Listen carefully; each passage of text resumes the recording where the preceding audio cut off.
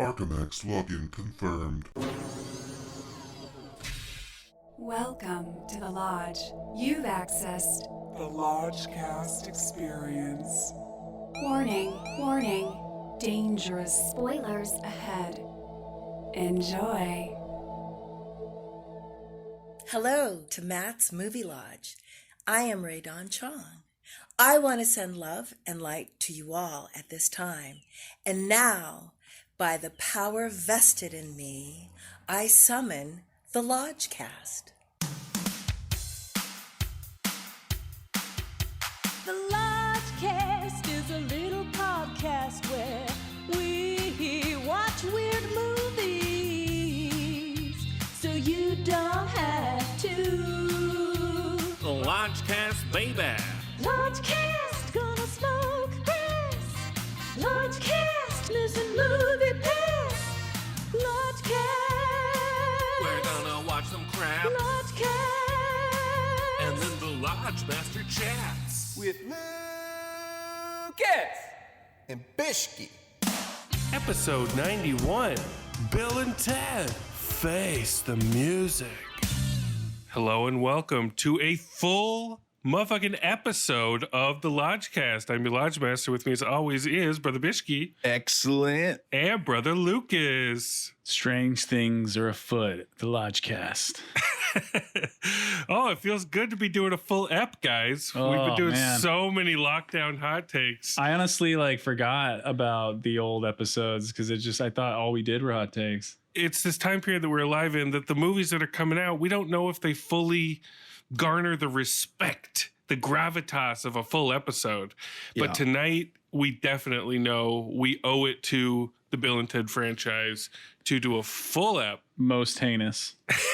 And what is our history with this franchise? I mean, obviously, part one is an evergreen classic that is untouchable. I have a very close personal connection to the first film because I distinctly remember moving from Los Angeles to Santa Cruz, California in the 1980s when I was probably 6 years old.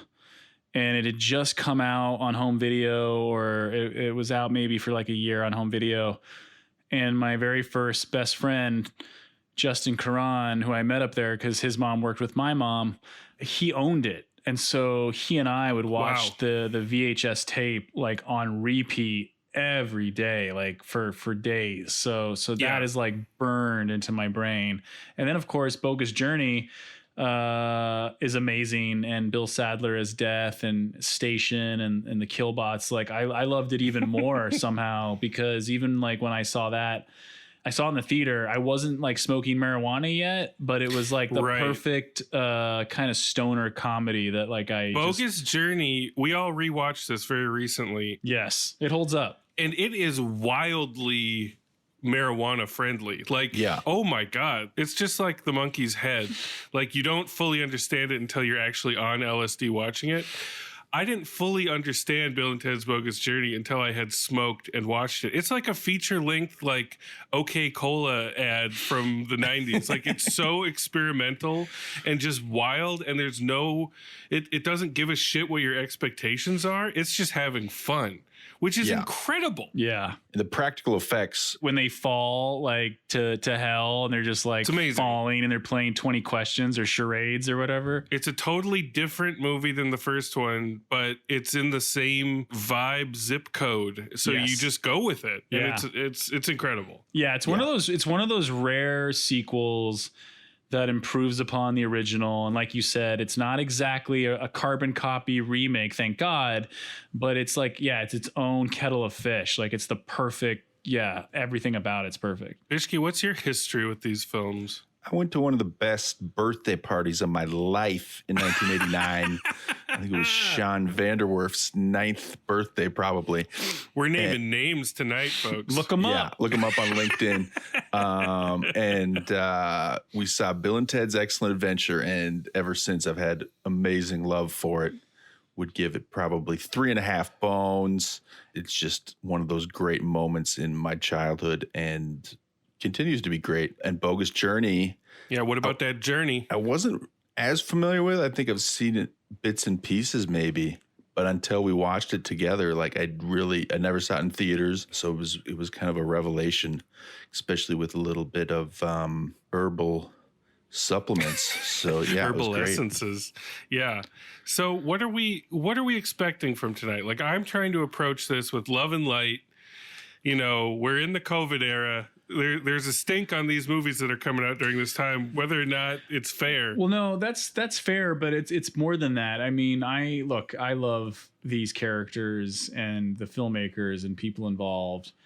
However, this isn't my first like fourth sequel or third sequel rodeo, like way after the fact of the original Crocodile Dundee 4 installments. And so I always feel instantly apprehensive or wary when it's like a sequel that I feel should have been made. Let's just be real, like 20 years ago, right? Absolutely. Like let's just be real. And I love Keanu Reeves and Alex Winter. But like I like the trailer and promo materials that I've seen, like Keanu Reeves definitely getting some work done. And it's not the best work because it kind of like stands out a little bit. And I don't mean to like shame him for that. I mean, look, he's an actor. I'm not the one like on an IMAX screen, you know, my face like 60 feet tall or whatever. Lord willing, someday you will be. But continue. But it's odd because everything I hear about Keanu, I would think, you know, he wouldn't care about Botox or collagen or laser treatments or facials or whatever.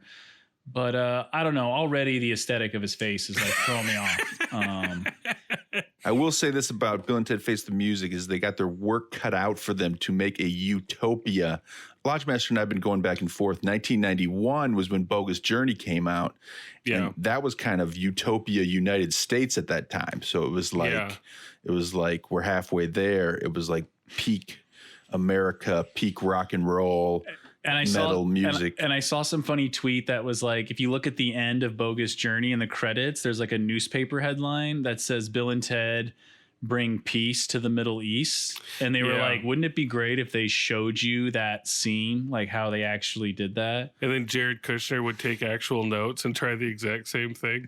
Yeah, I see what you mean, Bishki. It's like, how do you do comedy in 2020 that's time-based and year-based? You know, like how do you do it? Maybe they just sidestep all of it and just, you know, take us back to San Dimas as it would have been in the 90s and go from there. Like it'll be interesting to see. Yeah. But I know Keanu may look like a wax figure. I know that the social commentary isn't probably going to be the sharpest, but that's not what we need from it. We just need some good vibes and the right Bill and Ted vibes. Well, let's hope that they continue the journey that the Bogus Journey took them on. Yeah, that being said, every rose does have its thorn. That's true. And every cowboy sings a sad song. Rest in peace, Rufus, George Carlin, that he will be sorely missed. But oh man, what if they did the General Tofkin thing with Grand Moff Tarkin? Yes, with digital. Digital Rufus. They bring him back. Yeah, they bring him back. I wouldn't be surprised if they have some, like he's on a monitor somewhere, just like smiling and nodding. I hope they have like a really cool, funny comedian. And she's like Rufus's granddaughter or something. This is a live pre-write. I love it. Well, boys, let's jump into the phone booth and see where it takes us, and we'll come out the other side and let you know what we saw. Excellent. Be excellent to each other, y'all. All my life I wanted to fly like the birds that you see way up in the sky, making circles in the morning sun, flying high in the sky till the day is done. I can't break away.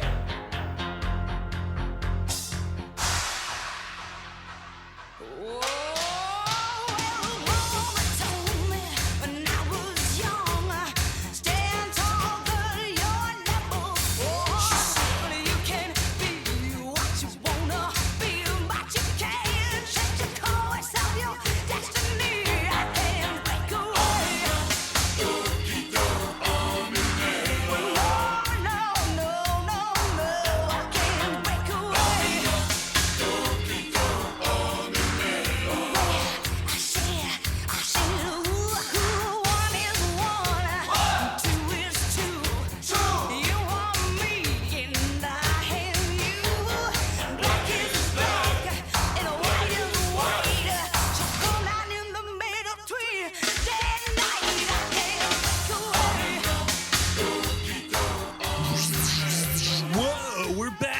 face the music, guys. Holy shit. You guys make it back to the present day? Station. Bishki, you still with us? Radical, bodacious, cowabunga.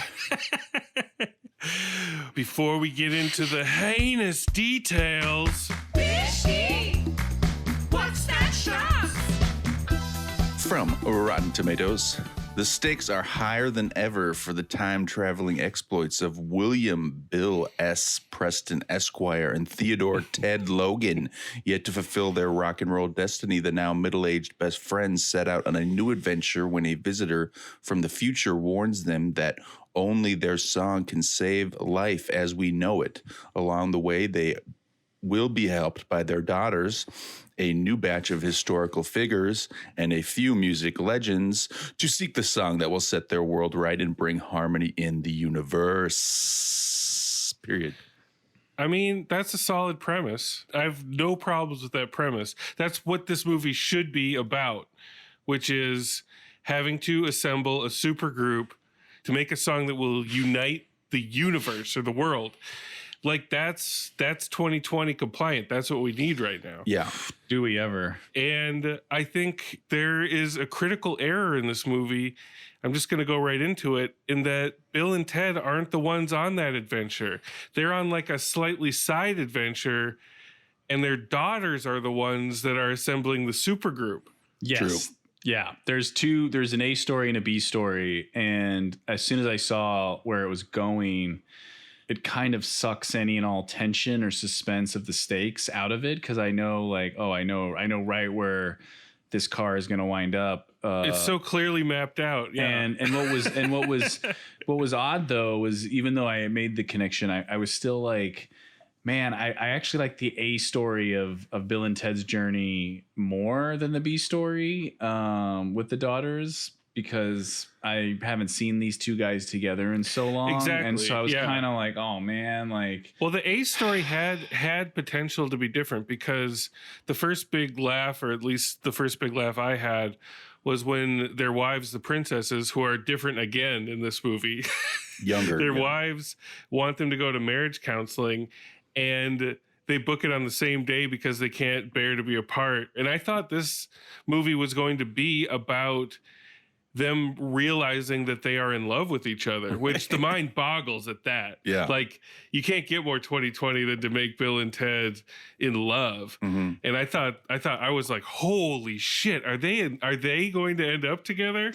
But that's not the case. Well, no, it's weird. Like I never realized until I'm watching these third or fourth sequels years later, like how emotionally connected I am or feel this sense of like authorship over the original intellectual property. So for instance, like in the cold opening of this movie, they're kind of giving us this recap montage to bring people up to speed who might not remember the first two movies. And it kind of says like Bill and Ted broke up or whatever. And I was like, whoa. I was like, no, that doesn't track. So like already your cold open backstory, like prologue, like scrawl, like whatever it is, like it's already like throwing me for a loop, like with what you're trying to set up. Because that would be a whole movie about their breakup, if they were going to break up. And it ties into some other stuff later, which we'll get to with like other characters. But yeah, right off the bat, I was like, this doesn't totally feel authentic or organic to the first two. Like it's just, I don't know, like it just felt off from the get-go for me. Bishki, how are you feeling in the early goings? Yeah, you get to see Keanu off. play a theremin. That counts for something, right? Yeah, I mean, Ted's dad was back. He was 80 years old. He's great. He is almost 80 years old. And he brings the gravitas. Yeah, and they're looking old. He was great, but I felt there was too much of him. I was like, I would rather have more of someone else than this guy. Yeah, more of Death maybe. Death didn't. Yeah, do much. that's what I mean. Yeah, exactly. Yeah. More of Death. Will Patton's back as Death. Very charming as always. I thought one of the mistakes that they made that you kind of already touched on, Lodge Master, was this B or this A story with the daughters. they're doing impressions of Bill and Ted, and they should be doing like dumb 2020, girls in their 20s, like they just take a different direction with it that isn't trying to do impressions. It's very unnerving. It is. Yeah. I felt the girls were giving the direction of being like sincere, but when you watch it, it almost looks like they're mocking them, like they're making fun of their dad, but they're not. And it's like, yeah, you're right. There's like something missing where it's just like, this doesn't, again, track. It's got to be the direction that they were given. Yeah. And the writing too. I felt the writing was very like baby boomer-ish dated, like these definitely are the original guys, because some of these words or dialogue are just making me cringe. What did you guys think about Keanu and Alex Winter's performances? I thought they had, the chemistry came eventually. It took a while for me to get them back on the same wavelength. I thought scene for scene, pretty much Alex Winter outacts Keanu. Oh yeah, oh for sure. He's much more believable. He's much more relaxed and natural. Keanu's straining a little bit, and he's definitely pushing Ted back through his system, whereas it feels way more organic for Alex Winter to Keanu's step back been in. through, to be fair, so much more in terms of different characters, Neo and all sorts of. He's so far removed. And Alex Winter hasn't had to, remove himself from being Bill that long. But I felt Keanu looked kind of stiff and like stilted, like it was like another actor wearing like a clear plastic Keanu Reeves mask.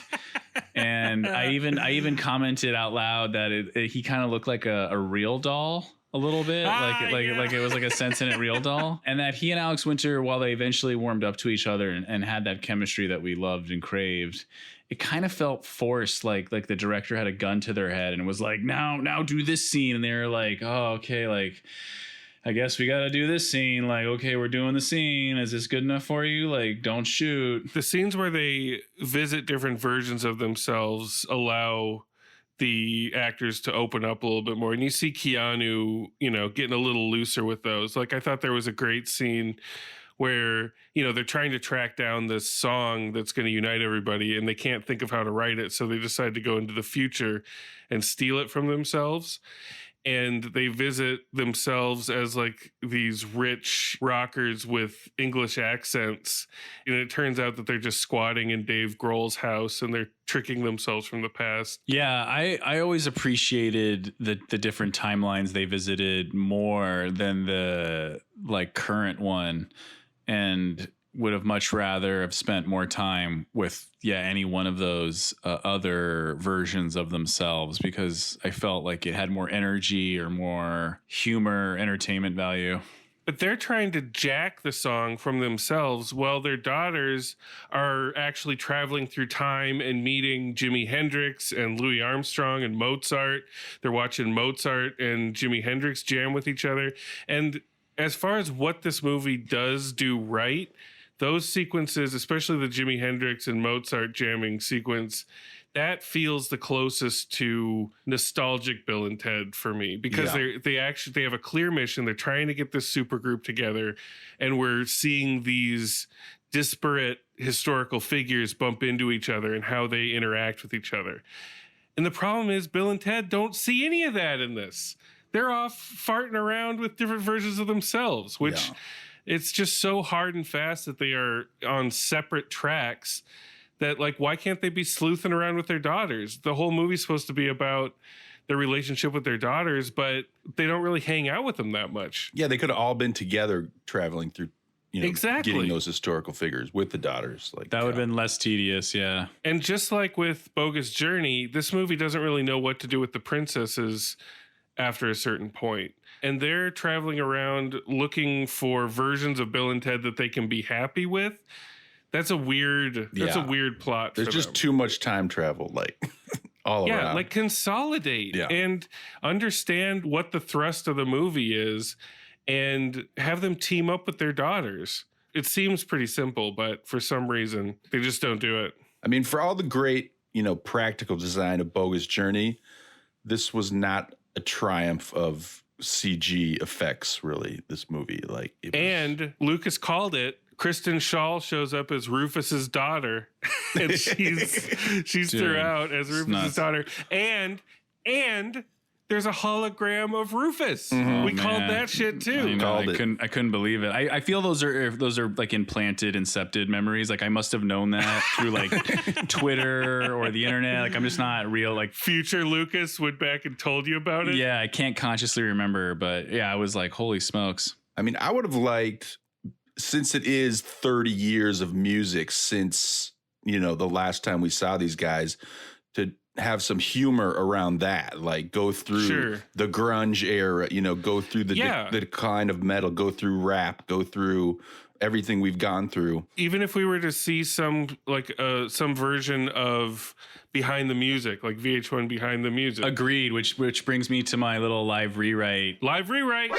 Do it live. I'll write it and we'll do it live. I feel, Bishki, you hit the nail right on the head. And that I was thinking, if I were to do a third Bill and Ted's movie, I would have done it 20 years ago, and it would have been Bill and Ted Face the Millennium, and it would have been like a Y2K movie. Yes, queen. And I would have stolen the Bob Zemeckis aesthetic from Back to the Future Part 2, where you intersplice the first two films with like whatever current plot you're shooting for the third one, and just have it be like, their past selves that we've seen in past movies getting mixed up with current like hijinks or whatever. But in order for that to work, you'd have to do it a long time ago. So with today, with 2020, it's interesting watching it. It felt like absolutely a movie out of time or from a previous era. And even like in 2020, it was like amplified. It felt like that much more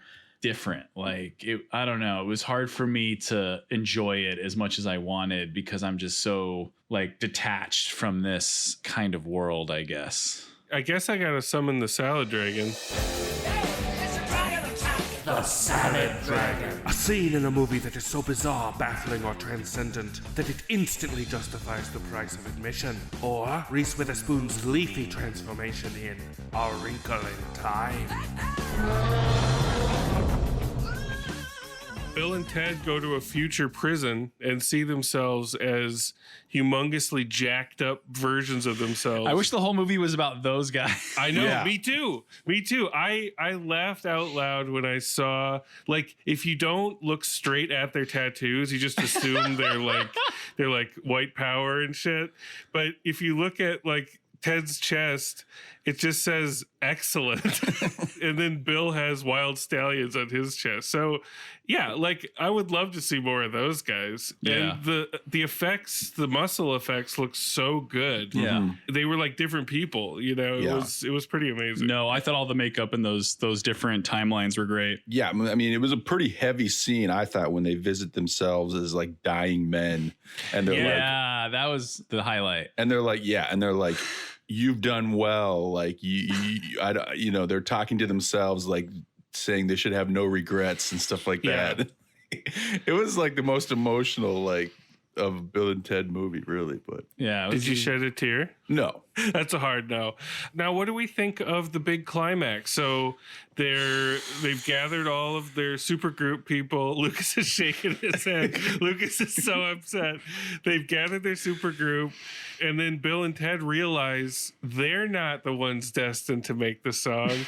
Their daughters are Preston, Logan, and their daughters basically they have to pull off this song that's going to unite the world. And I couldn't stop thinking about Mr. Holland's motherfucking opus during this, because the whole movie of Mr. Holland's opus, you're like, oh shit, I wonder what Mr. Holland's big opus is going to sound like. His opus surely is coming up. It's surely going to be at the end of the movie. It better be a great opus.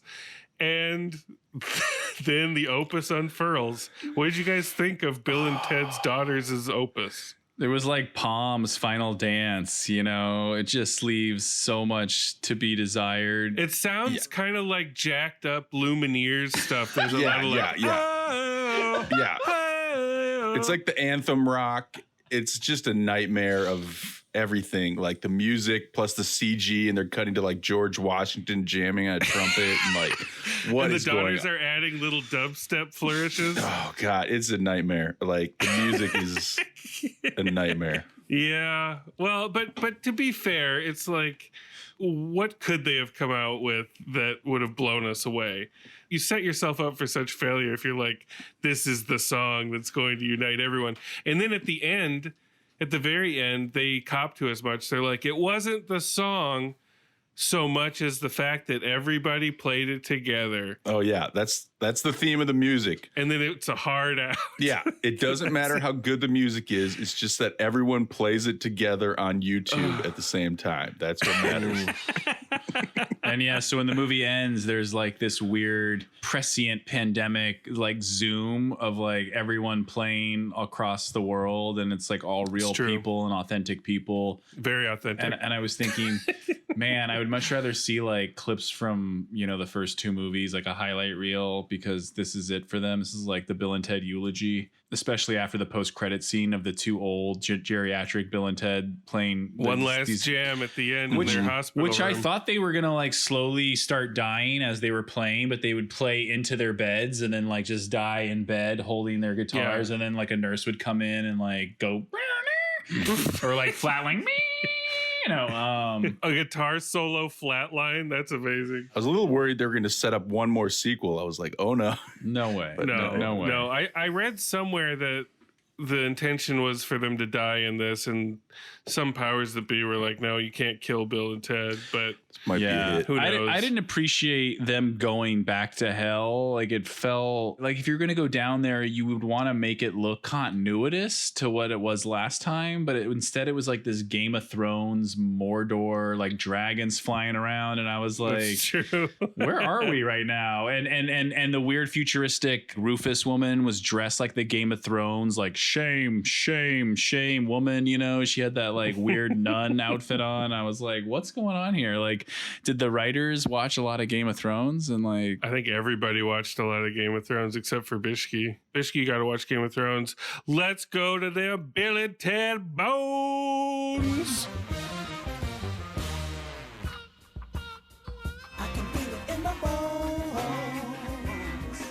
All right, I think I know where Lucas stands. Let's start off with Brudda Bishki. Love and Light? A little more than some of these other, sequels and reboots we've been visiting. It did kind of remind me of the Jay and Silent Bob reboot in the sense that I think this would play very well at Comic-Con for dads right? who are big fans of Bill and Ted and want to get their kids into it, you know? Who are forcing their kids to look at whatever the hell this is. Yeah, that they don't understand. Because it felt like, this is like Bill and Ted are dads now, and we need to pass Bill and Ted on to the next generation, even though it doesn't have that much of a following. But it just seemed like kind of a fan service, like Kickstarter kind of thing by the end of it. But, Bill and Ted still had chemistry, Keanu and Alex Winter just still, and Alex Winter in particular, very impressed by his agreed ability to just bring out Ted. Bring out Bill. I'm sorry, bring out Bill. I actually get him confused, which is not. How dare you? Which is not acceptable for being a fan. That being said, it wasn't as hard as, I won't mention names, but Crocodile Dundee 4 was, it was not as bad as that. So I'll give it 2 bones. Bill and Ted fans should see it. Bill and Ted fans will see it no matter what, I think. It was a little kind of what I expected, but I had higher hopes for some of the time travel to be a little more clever than it was, and was disappointed in the daughters. All right, 2 tentative bones from Brother Bishki. Brother Lucas, something tells me you're not going to be as generous. Man, you can read me like a book. I love the fact that Keanu Reeves and Alex Winter got together and made a movie again, because man, it's like when you have chemistry like they did, at least for the first 2, they should have made a third one back then. And I guess because of Keanu's like stardom, because he did like a bunch of action movies and stuff after Bogus Journey, I guess he was on a different trajectory or different path. So I understand why it did not happen then, but it feels like this endeavor is chasing that Marvel Cinematic Universe money train, you know, which is like the name of the game. It's like, I call it the IP wars, intellectual property wars. Like, it's just a street fight between sequels and remakes and spin-offs and crossovers and just looking at like Disney. So I get why it happened now. And I'm just like so conflicted, because as much as I wanted to like this, like Brother Bishke, I kind of had a little maybe higher expectations or higher hopes, because I knew it was like the original writers and they're smart guys and talented guys, but it all just felt forced. It like just absolutely from top to bottom, like everything about it felt contrived. And there were just kind of scenes like in jokes and like, just as example, we didn't even touch base or talk about the robot, but it's like, oh yeah, and then there's a robot, and like there is like, a robot, and like halfway through, I'm like asking myself, you know, where's William Sadler? Like, I'd rather spend time with him than the robot, to be honest. Like, you know, and then when they get to William Sadler, there's like this backstory where they've had this like falling out. And it's just so stale. Like, it's just like, oh man, like don't make this a plot point or an emotional beat. Like that should have just been one little part of their behind the music recap. Yeah. So I got to give this one bone. Like you're right. One bone. Like the synopsis that Brother Bishke read, and we were both like, yeah, that's actually like solid premise. That sounds right. Want to see it, but I want to see it with energy and gusto and vigor and panache and flavor with that Chucky sauce.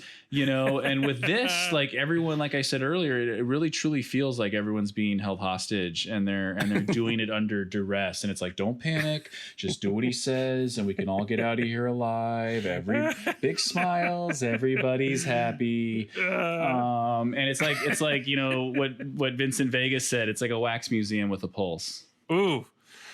We got two bones. We got one bone. I think the truth lies somewhere in betwixt, gentlemen. Yeah, thread that needle. It feels to me like this movie is an extra long Super Bowl commercial, sort of. Yeah. Like for Verizon or something to link it to the phone booth. Because it is, like, it's great to see everybody, but like Lucas said, it does feel forced. And a lot of it just feels like it moves really slowly, like it's trying to run underwater or something.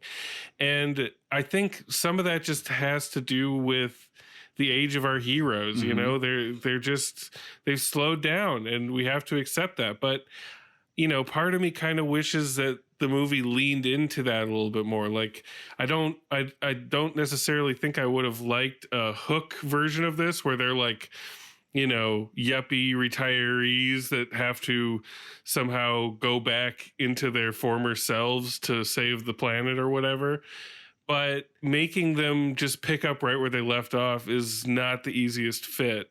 And making their daughters act like their former selves is even weirder and just not right. Yeah, that didn't land. It was, you know what it was? It was like the writers saw Austin Powers and was like, oh, the mini-me. Like, we need some mini-me's in this. I think I had like 3 laughs, so that's good, right?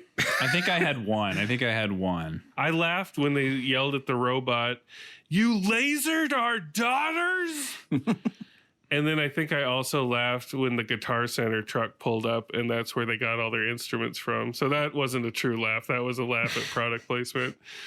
But I'm going to have to give this 1 1/2 bones. I wish I could push it up to 2. I really do. I was beaming the love and light at it, but I just can't do it. I got to give it 1 1/2. I wish the script were sharper, and I don't know. I wish it were a better movie. I especially wish Alex Winter well. I'd watch him in anything. Oh, I love that guy. He's so good. Yeah. I mean, I wish they had $100 million. They could just bring in all the music cameos they wanted. Get some really good writers for the music, and just really. Well, I thought Kid Cudi was gonna like play music, and he never did. Am I right, or did he play something? No, he didn't. No. So he that just said. So that threw me for a "Make loop. some noise, San Dimas," and then he's like station, and I was like, why not make a song like your town? I love his music. Like I don't know. I was just like, whatever. There just needed to be a little more excellence unleashed on this thing. But I'm glad people seem to be liking it and supporting it. And, you know, I root for everybody involved. Yeah. The tomatoes are high, both in the audience and the critical score. I mean, you know, relatively. That's fine. And I think So- Soderbergh, who was an EP on this, is going to cast Alex Winter in another project, so we can see more of him as an actor. More Alex Winter. Yeah. Perfect. Party on. Party on, boys. Be excellent to one another with love and lights in your hearts.